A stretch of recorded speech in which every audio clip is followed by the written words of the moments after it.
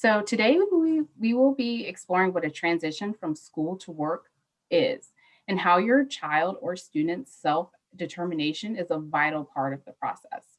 We'll discuss three different transition-based programs that VCU is heavily involved with and then share ways that you can still be preparing your child or student for the school to work transition during the time of the pandemic. Once again, if you have any questions while we're presenting, please put them in the chat box.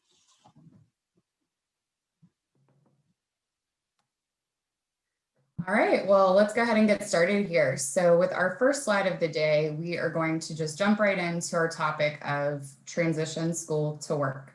So what does this process mean? Basically, we want to kind of look at this through the lens of individuals with disabilities seeking competitive integrative employment. So this is going to be literally the student going from the student role or the school setting into an employment or a work setting. Or even we may even talk about some other areas of what competitive integrated employment may be. So if we want to break that down into the 4 different pathways of CIE, then that may look like supported employment, customized employment, internships or PreAPPs or work-based learning, which we're going to get into a little bit here later, or even higher education, which may look like our Acet program here at VCU, which Crystal is going to touch on a little bit later as well. So really, this is an individualized process for each student and really identifying what particular goals are going to be fitting for this individual in that transition from school to work based on their strengths and who they are as a person.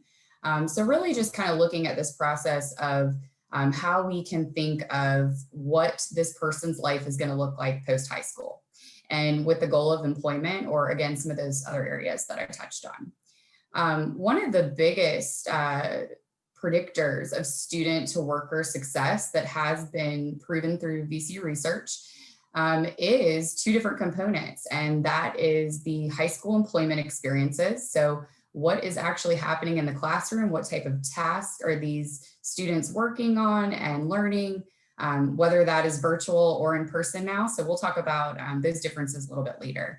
And then the next strongest predictor is that parent support or those parent expectations. So what all is going on in the home setting that is really setting the student up for success for their future in their school goals, as well as that future transition into the workplace.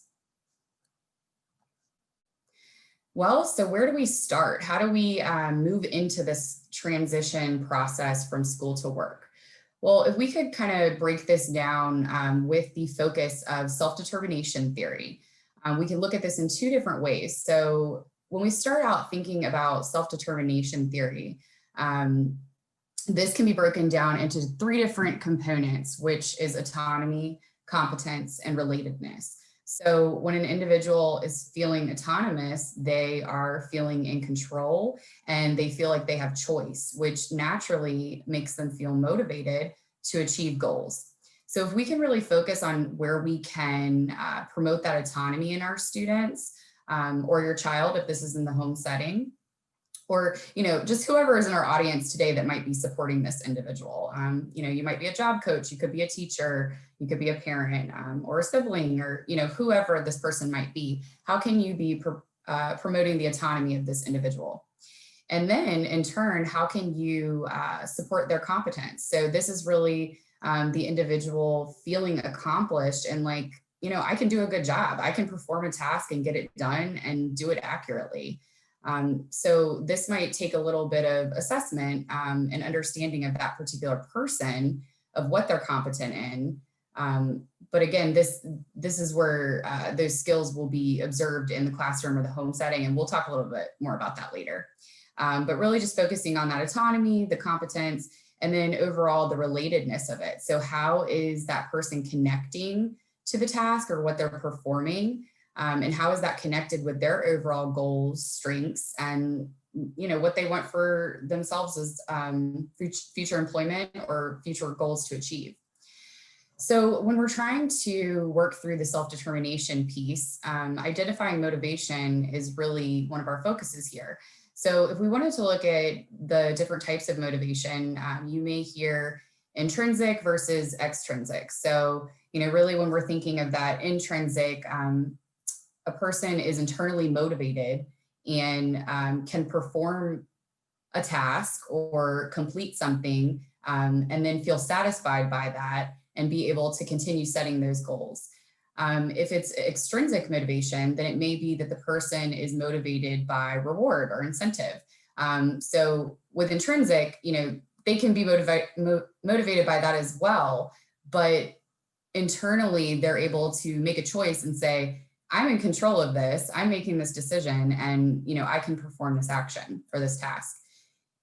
If they are requiring some sort of positive reinforcement plan or any sort of incentive or reward, again, this may be later on in employment, we can think about that from a monetary value. So working for a paycheck, but in the classroom or in the home setting, it may look a little bit different. So it may be, earning stickers to exchange in for, a really rewarding activity at the end of the day, or, just particularly whatever setting you're in, kind of thinking of what rewards would be motivating to that individual. And again, kind of connecting with them too, to understand what is their motivating factors.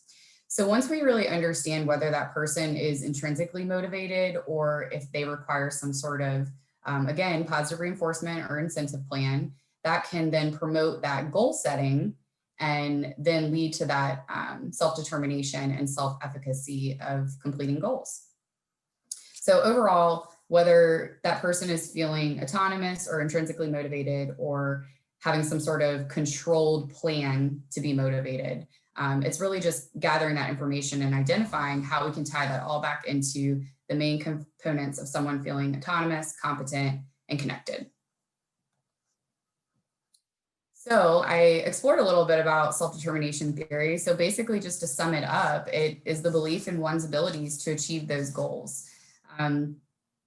So really here, you have belief that you have the capacity to produce outcomes based on the behaviors that you perform. And then in turn, this can increase that motivation that we talked about in the previous slide to then enhance those skills.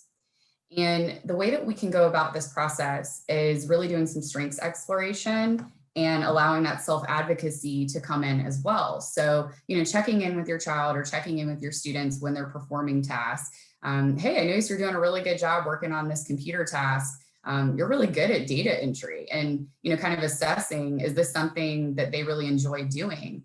And then that produces that intrinsic motivation. They are enjoying that task. They are self-reporting that they're enjoying it and that this is a strength of theirs.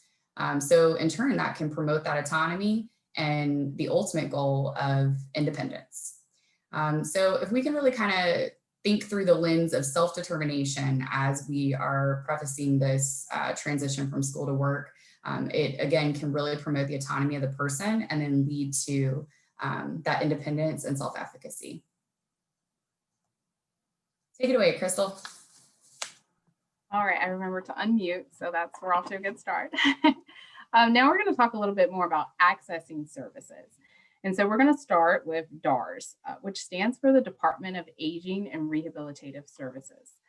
DARS is a government agency that's mission is to provide services to improve the quality of life and independence for individuals with disabilities and their families' lives.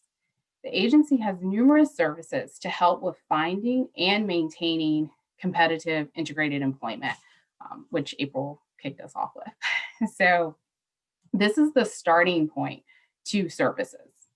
And DARS also can help support connecting clients with job coaches and connecting students aged 14 to 22 with pre-employment transition services. And we're going to talk more about that, which stands for PreAPP.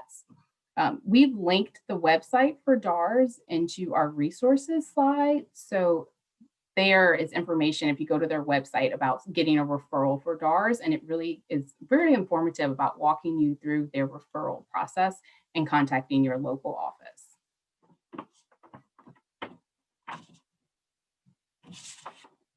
So the three transition-based programs that VCU is involved with and that we're going to explore today are PreAPPs, Acet, and Project Search.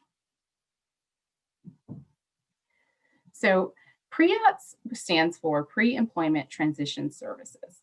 This can assist with a successful post-school outcome for your child or student through its 5 different services, which are job exploration counseling, workplace readiness skill building, counseling on post-secondary education, instruction in self-advocacy, or work-based learning experiences. It's available to students aged 14 to 22 who are in school. Career exploration may include having a tour at a business, doing informational interviews, job shadowing, or community-based internships.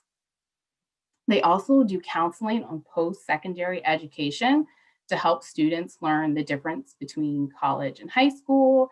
They can go over the different entrance exams and requirements that you have to have for post-secondary schools, and discuss the support services available at the post-secondary school that the student may be interested in. All right. Next, we'll talk about Acet, which is at VCU at Virginia Commonwealth University. It's a really unique program that provides an inclusive college experience to students with intellectual disabilities. And while at Acet, the students get to take college courses, they participate in activities on campus, and they also have work experience through having an on-campus job. And at the conclusion of the program, if the student has completed the 20 or more credit hours, they receive a VCU School of Education certificate. And while on campus and while you're in the Acet program, you receive individual support by having an education coach that can help students in and out of the classroom to support their experience, to help them with the classes, to help them make connections through different activities they're interested in. And so you really have that immersive experience while you're going through Acet. The next transition-based program we're going to discuss is Project Search. So Project Search just started in Cincinnati at the Children's Hospital there in 1996. And since then, Project Search now has over 600 programs around the world, with 20 of those sites being here in Virginia. Project Search is a transition program for students who are in their last year of high school. It's a partnership between a local school division, an employment services vendor, so VCU would be an example of that, DARS, which we discuss is the Department of Aging Rehabilitative Services, and a host business.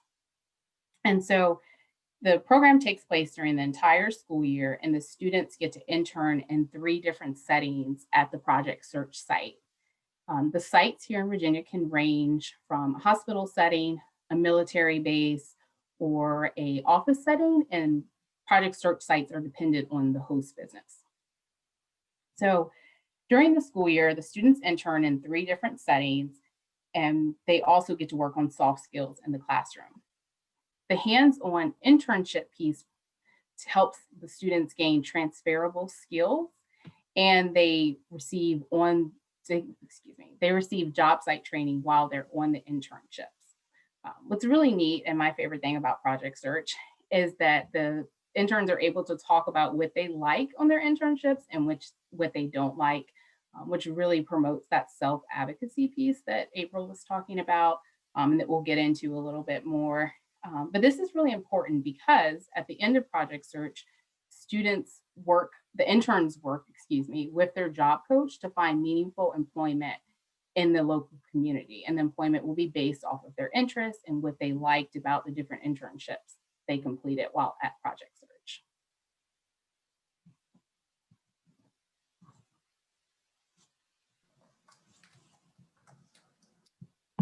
All right. Thank you, Crystal, for going over those different areas of opportunities. So if you guys are interested in any of those programs, please feel free to check out our websites, and you'll see some resources, like Crystal said at the end of the presentation, if you're interested in accessing any of that. Great programs though. So again, I think it's really individualized. So kind of, check in with that student and that support team and really identify based on their goals, which program could be the right fit. But they all relate with transferable skills. So like what Crystal was mentioning in that last slide with Project Search, a lot of the skills that they're learning in the hospital are transferable out into the community, into other organizations or other employment settings. And that might be learning sanitation skills or light clerical skills. The list goes on. You can imagine how many different types of jobs exist in a hospital, especially with what's going on in the world today. So with those skills being transferable and what you might acquire in a PreAPP assessment, so when we were talking about PreAPPs, it came up for me, a particular scenario that we did. We got to go into a local hotel setting. And again, wow, so many jobs in one setting. So we partnered with one of the local school systems and DARS, and we were able to go into the hotel and create all these different internship experiences for the students, so they could really identify, not only are they interested in the setting of a hotel, but those different skills that they were trying out, whether that's customer service, whether that's working in the kitchen, again, sanitation or cleaning, all of these skills could be very transferable into other settings. So with that being said about those particular settings and those programs, let's think too how we can really focus those transferable skills in the classroom or in the home setting as well. So if we want to take a look specifically about what these skills are, well, they're abilities. So they're the talents of a student or person that are developed throughout their lifetime, and really taking note of what type of skill could transfer from one setting to another. So that may be too, like if you're at home and you're working on a chore list, really kind of identifying what particular chores could generalize into another setting. And so I kind of think of soft versus hard skills when this comes up too, breaking down the difference, because, often when we think of skills, we think of what we learn on a job and, task acquisition, what exactly is going to be quantifiable. But we can also look at soft skills, which are what make a person who they are, right? So personality traits, interpersonal skills. And I know sometimes some of our folks, maybe with autism spectrum disorder, may have some social deficits, and there may be some areas where we're implementing supports to promote these skills, but there may be some other aspects of their soft skills that do promote motivation, but then also are strength of theirs. I just think of like all my creative folks that I work with. And, often sometimes those things that might be seen as hobbies or passion, but certain parts of those creative processes could be transferable into another setting. So like, for example, I have a client who loves to paint and his attention to detail is amazing. And, he thought this type of skill set was only helpful when he's, in his painter mode, but it was actually able to transfer into an employment setting where he can help with production in an award-making company. So again, he's making artwork in a sense, just a different type of artwork, and using that creativity or a huge part of his personality to transfer into that environment. So again, when you're thinking of transferable skills, kind of thinking of the soft versus the hard, really, what are those person's abilities, what makes them who they are, and what makes up their strengths? And how can these skills be beneficial in different roles, as well as across multiple environments? So when we think about vocational meets life skills, so with independent living skills, our hope obviously is for our students or our children to learn skills in the home setting that can then be transferred into an independent living situation someday. We all have, a goal that we want to be independent and autonomous, and whatever that may look like for this particular student or child, how can we foster those skills and promote those within the home? So this starts with creating routines and expectations. This could look different in every home setting.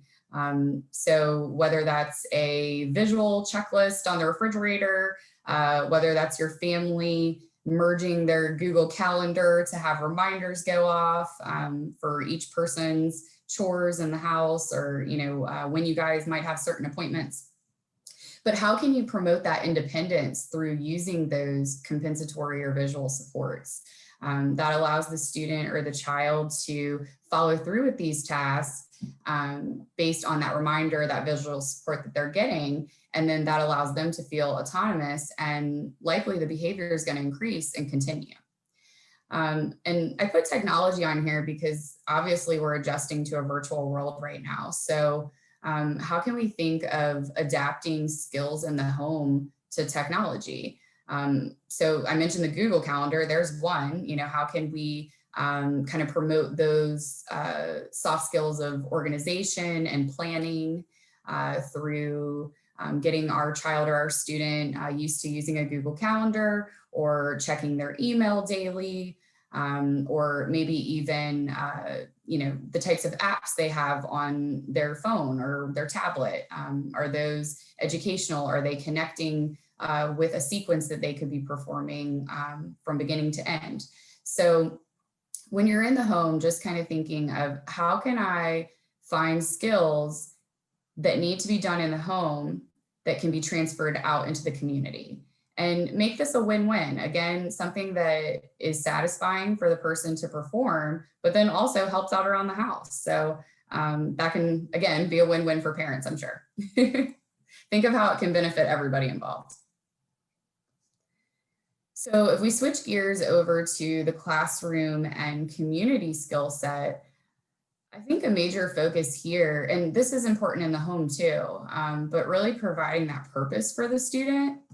Because if we all have purpose and meaning in life, then it makes life a little bit more exciting and promotes that autonomy, right? So how can we promote that purpose in the classroom? Well, it goes right back to the strengths again. So how can we identify strengths in our students and then link that with tasks that may be existing in the classroom, whether in person or virtual? And, this could be getting creative too. Even, if you're a virtual teacher right now, that may be if, you make one of those students in charge of attendance or something, tracking all of the information that's showing up in the chat box, or, just thinking outside of the box of what's something that could be purposeful for that student, give them ownership, but then also is a win-win. It helps out, and it really is a meaningful task. And with all of that being said, how can we then lead that to independence? So again, like in the home setting, teachers as well, you might be using visual supports or some sort of compensatory reminders to promote that independence. And with this, you can also get buy-in. So I could have said this for the home setting too. So home or school or community, how can you promote that buy-in for the student as well? So allowing them to be a part of that process of planning what their supports look like, planning what their tasks are. The more buy-in you get, the more likely those behaviors will be performed, and that person is motivated to do it. And then really all of this sums up to be great foundations for a resume. If we're thinking of the purpose of transition from school to work, it's for an individual to find work. And one of those aspects is having a resume. So whether you're a parent, caregiver, or you're in the classroom supporting this individual, how can we put together some building blocks or build the foundation to this person's resume? And that might be participating in some of those work-based learning experiences. Or that could be, having a task list in the classroom every day. Or again, if you're in the home setting, a chore list that they have ownership in. So just thinking through where you can combine those transferable skills from the home setting, the classroom setting, the community, and how all of that can foster the independence and the goal setting of that individual for future work. And then finally, who can support? So throughout our conversation today, we have mentioned the different people that might be a part of this individual's life who is seeking employment after high school. And if we take a look here at this slide, it's really breaking down kind of start to finish. So Starting with the student, how can we promote that self-determination? So going back to that autonomy, feeling competent and feeling connected or related to what they're doing. How can the parents, because again, we know this is a really strong predictor of success. How can the parents promote those life skills at home that could transfer into the classroom, community, or work? Then how can the teacher, who was that second strongest predictor of success, how can they provide those school-based outcomes through community-based instruction? And if this isn't happening right now because it's a virtual world, again, how can we get creative and adjust to supporting virtually?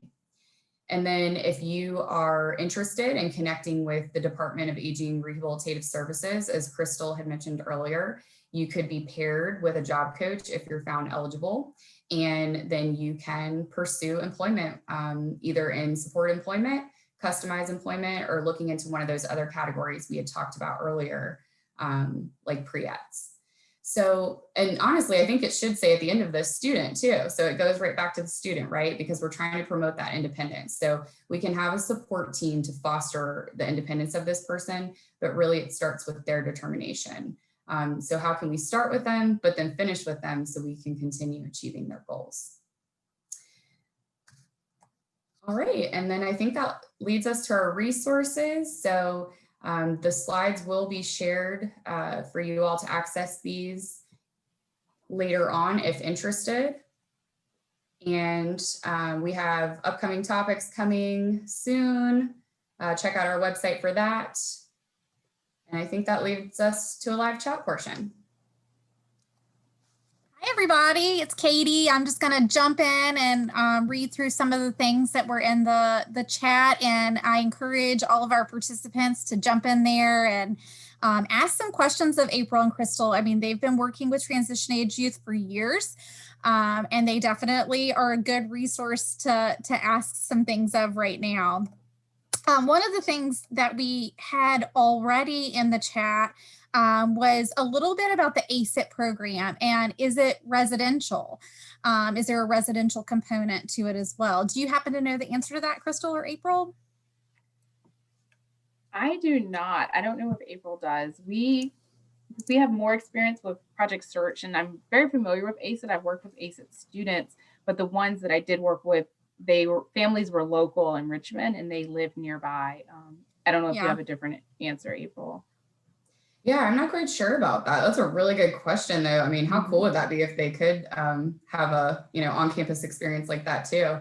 Right. I think our folks over at Acet would be better to provide that information. So if you guys are interested in learning more about that, I would check out their site and connect with them. Yeah, I did post the site to the Acet in college at VCU here in the chat. So hopefully folks can grab that before we, get out of here today. And again, the chat will save that and have that alongside of things when we post the video in the archive. So it says, okay, so somebody already went out to the website and says it's not residential. There you go. I tell you, what a team. I love the teamwork. That's awesome. Thank you so much. Yeah, feel free to connect with our friends, Jacqueline and Eliza over there, though. They're awesome and a wealth of information. Yeah, I just know a few individuals that have gone through the program that I've worked with, but I haven't been part of that. So that's awesome. What other questions do we have? Anybody have questions for April and Crystal here? Going to actually also grab the information about next week's session to throw into the chat while we're waiting for anything else. We actually have, let me see, hopefully that'll all come through. Yep, Stephanie and Charlene will be sharing next week, and the link for registering for that is going to be there. Yeah, it is on supporting communication and social skills for early learners. And they, it'll be the same time. We've got just people jumping in and adding all kinds of stuff. That's wonderful. Any other questions today? Got an awesome thank you. copy of the PowerPoint, and Lucian posted where we have our archives of all of our Lunch and Learns. I really encourage you to go back if you've missed any of the Lunch and Learns, look through the topics and see if there's something else that you might want to take a look at. Jeffrey, thank you. He says this is helpful and thanks so much for sharing. We got a question here too. Any recommendations for guidelines on how to think about types of diplomas in staying in public school through 22? So any guidelines on, or recommendations for guidelines on how to think about those different types of diplomas? I think it's really individualized. And I think it also helps to be really proactive about your planning, because if your child is looking into some post-secondary schools, it's important to see what kind of diploma they will need for that program. And then I know specifically for Project Search, I don't believe that they accept advanced diplomas. So you would maybe just be looking into focusing your IEP goals more transition based if you were looking into that kind of program. I don't know, April, do you know any more about the? I agree with you. I think it's really individualized. And I think kind of the first start with that is just, so we know that the student could stay in school until 22 if they wanted. That is an option. But what is their particular goal? Do they want to stay in the high school setting until 22, or do we want to think about transitioning out? So I think that really is just individualized and what that person might want particularly. Yeah, I think every school division can handle it somewhat differently is sort of the impression that I've gotten as I've worked with several of them. Somebody shared, it says, if applied studies, I find the applied studies curriculum map to be very helpful. I'm not familiar with that, Chris or Christopher, but thank you for sharing that. That might be another item that you would want to search into. Yeah, and okay, somebody is kind of interested in Project Search. I think I'm seeing that one. Do you see that? Take a look at that, Crystal. You're going to be better at answering that than I would. Sure. I guess I have a follow-up question right away is how old is your son now? And like how many years would he still be eligible if he decided to not make next year his last year of school? He'll be 18 in January. Okay, so he has until he's 22 then to try to join Project Search. So, and I know this is difficult with COVID, and hopefully we're not having these conversations next school year. But with an applied studies diploma, I would say that he can apply to Project Search by the time he's 18. So you can always apply, and sometimes they can guide you. Maybe he's kind of seeing if he has the skills needed for the time. But he is on the young side of things. And also, since he has until the age of 22, if for some reason he decided to leave school, he would be readmitted even at the age of 20 and still be eligible to apply to Project Search, if that makes sense. Okay, so some options there. Yeah, you have some options. So it has to, the condition for being at your last year of high school means that once you complete Project Search, you can't return to high school. That's really what it's contingent on. But so everyone's picks with their last year is comfortable for them and their family. So if he's okay with 18 being his last year of high school and he wants to apply to Project Search next year, that's completely fine, but he just wouldn't be able to return to school. Okay, good information there. And then do we have any ideas, or do you have any ideas for hands-on activities through virtual learning to help with soft skills or life skills? That's a great question. I think Crystal and I are dealing with this a little bit with working with some remote consumers right now, and just kind of thinking ahead to the work world. Even like skills that you may not even realize are that big of a deal, but like learning to mute when you're not speaking, or, those basic camera skills and how to have etiquette on different platforms. Things that we may think are just, very simple may need a step-by-step basis for some individuals. So thinking of how those social skills can be incorporated in that as well. So, you know, having reciprocal conversations during those meetings and explaining that to your students. And let's see, what else virtual? Really just computer-based tasks. Yeah, we linked the CTI Workplace Readiness Toolkit on the resources page as well, and they have a lot of ideas about hands-on activities. Yeah, that's an awesome toolkit. I should definitely check it out. Yeah, and actually part of the CTI team presented on the toolkit a few weeks ago.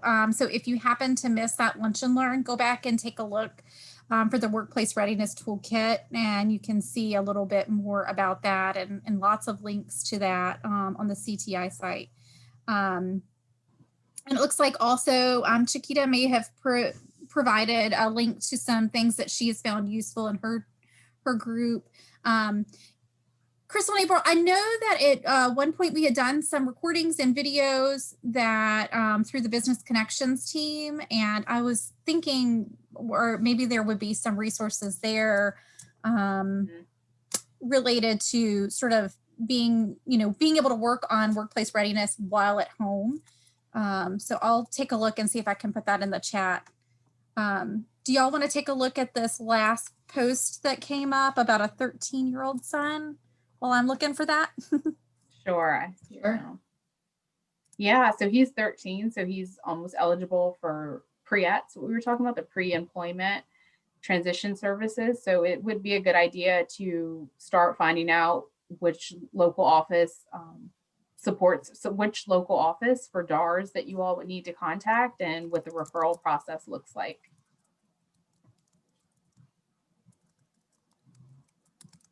Okay, and I found this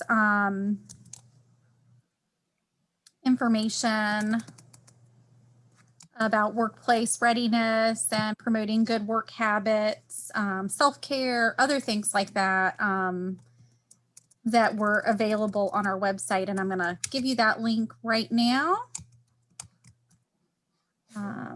And check those out and see if there's anything in there. There's even a really kind of humorous one that your child or student may really find funny about the Zoom meeting manners, some humorous things about what not to do. Also, putting some conversational skills, like how can you just like practice those at home, and also just that socialization aspect that I think a lot of people are really suffering with or trying to figure out right now. I know, myself, I'm a very social person, and this is difficult, to just not be seeing people on a regular basis. So those are things across the board that we're all dealing with. And so hopefully some of those resources will be helpful.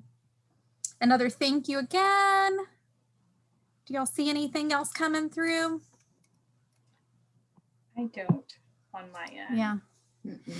I think it's really valuable that y'all are sharing and hopefully getting the word out on some of these options for folks as they are transitioning, because, not knowing it's an option and not knowing when to apply for the things and all of that is a big fear that, families have. So thank you for sharing that and bringing that to the community today.